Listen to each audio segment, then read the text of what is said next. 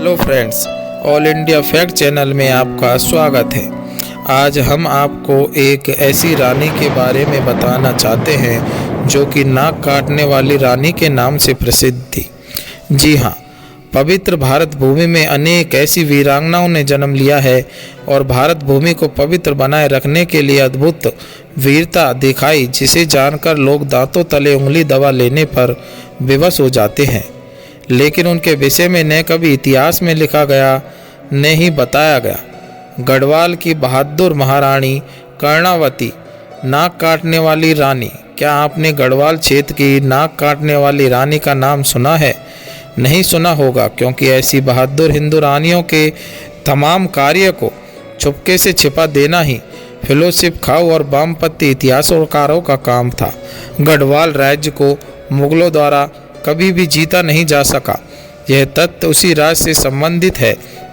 यहाँ एक रानी हुआ करती थी जिसका नाम नाक काटने वाली रानी पड़ गया था, क्योंकि उसने अपने राज्य पर हमला करने वाले कई मुगल सैनिकों की नाक काट दी थी दोस्तों।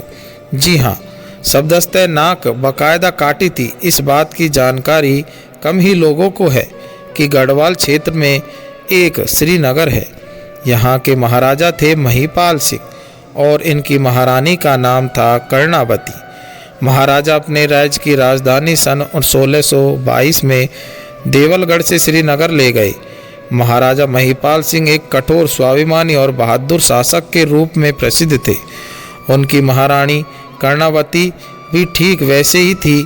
इन्होंने किसी भी बाहरी आक्रांताओं को अपने राज्य में घुसने नहीं दिया।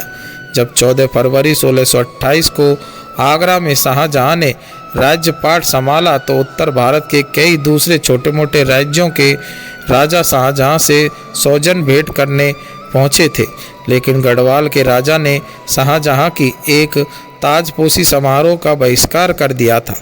जाहिर है कि शाहजहां बहुत नाराज हुआ। फिर किसी ने शाहजहां को बता दिया कि गढ़वाल के इलाके में सोने की बहुत खदानें हैं और महिपाल सिंह के पास बहुत धन संपत्ति है, जो कि असत्य था।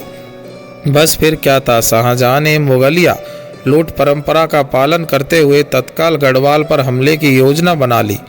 धन व सत्ता के लालची शाहजहां ने गढ़वाल पर कई हमले किए, लेकिन सफल नहीं हो सका। इस बीच कुआऊ के एक युद्ध में गंभीर रूप से घायल होने के कारण 1631 में महिपाल सिंह की मृत्यु हो गई। उनके 7 वर्षीय पुत्र पृथ्वीपति शाह को राजा के रूप में नियुक्त किया गया। स्वाभाविक है कि राज्य के समस्त कार्यभार की जिम्मेदारी महारानी कर्णावती पर आ गई, लेकिन महारानी का साथ देने के लिए उनके विश्वस्त गढ़वाली सेनापति लोधी रिखोला और माधो सिंह बनवारी, दास तंवर और दोस्त बेग मौजूद थे। जब शाहजहां को महिपाल सिंह की मृत्यु की सूचना मिली तो उसने एक बार फिर 1640 में श्रीनगर पर हमले की योजना बनाई। शाहजहां का सेनापति नजावत खां 30,000 सैनिक लेकर कमाऊ गढ़वाल रोधने के लिए चला गया। महारानी कर्णावती ने चाल चलते हुए उन्हें राज्य के काफ़ी अंदर तक आने दिया और वर्तमान में जिस स्थान पर अध्यात्म के केंद्र ऋषिकेश शहर में लक्ष्मण झूला स्थित है, उस स्थान पर शाहजहां की सेना को महारानी ने दोनों तरफ से घेर लिया था। पहाड़ी क्षेत्र से अनजान होने और बुरी तरह घिर जाने के कारण नजावत खां की सेना भूख से मरने लगी। तब उसने महारानी कर्णावती के सामने शांति और समझौते का संदेशा भेजा, जिसे रानी ने तत्काल ठुकरा दिया। महारानी ने एक अजीबोगरीब शर्त रख दी। शाहजहां की सेना से जिसे भी जीवित वापस आगरा जाना है, वह अपनी नाक कटवा कर ही जा सकेगा। मंजूर हो तो बोलो। महारानी ने आगरा भी यह संदेश भिजवा किया कि वह चाहे तो सभी के गले भी काट सकती है, लेकिन फिलहाल दरियादिली दिखाते हुए वो केवल नाक काटना चाहती है। शाहजहां बहुत शर्मिंदा हुआ, अपमानित और क्रोधित भी हुआ, लेकिन मरता क्या न करता। चारों तरफ से घिरे होने और भूख की वजह से सेना में विद्रोह होने लगा। तब महारानी ने सबसे पहले नजावत खां की नाक खुद अपनी तलवार से काटी और उसके बाद अपमानित करते हुए सैकड़ों सैनिकों की नाक काटकर वापस आगरा भेजा। तभी से उनका नाम नाक काटने वाली रानी पड़ गया। नाक काटने का यही कारनामा उन्होंने दोबारा एक अन्य मुगल आक्रांता अरीज खां और उसकी सेना के साथ भी किया। इसके बाद भयभीत मुगल बादशाह शाहजहां की हिम्मत नहीं हुई कि वो कुमाऊं गढ़वाल की तरफ आंख उठाकर देखते सके। महारानी कर्मावती को एक कुशल प्रशासक भी माना जाता है। उत्तराखंड में महारानी कर्णावती की बहादुरी के किस्से आम हैं, लेकिन पाठ्यक्रमों व इतिहास से गायब है। दून क्षेत्र की नहरों के निर्माण का श्रेय भी कर्णावती को ही दिया जा सकता है। उन्होंने ही राजपुर नहर का निर्माण करवाया था, जो कि रिस्पना आदि नाम ऋतुपर्णा नदी से शुरू होती है और देहरादून शहर तक पानी पहुंचाती है। यद्यपि अब इसमें कई बदलाव और विकास कार्य हो चुके हैं, लेकिन दून घाटी तथा कुमाऊं गढ़वाल के इलाके में नाक काटने वाली रानी अर्थात महारानी कर्णावती का योगदान अमिट है।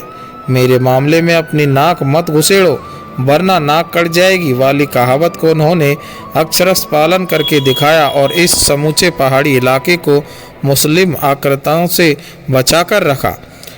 पाठकों, उत्तरी पूर्व की भी अनेक ऐसी वीरांग हिंदू रानियां हैं जिन्होंने मुगल साम्राज्य से अपने राज्य को बचाने के लिए भीषण युद्ध किए और धन व सत्ता के लालची मुगलिया सल्तनत, जिसे हिंदू विरोधी मानसिकता के इतिहास व साहित्यकारों ने अकबर महान लिखा है, उस सत्ता को इन छोटे छोटे राज्यों ने धूल चटा दी थी। दोस्तों, उन पर भी कभी फिर बाद में हम आपको ऑल इंडिया फैक्ट चैनल के माध्यम से बताएंगे।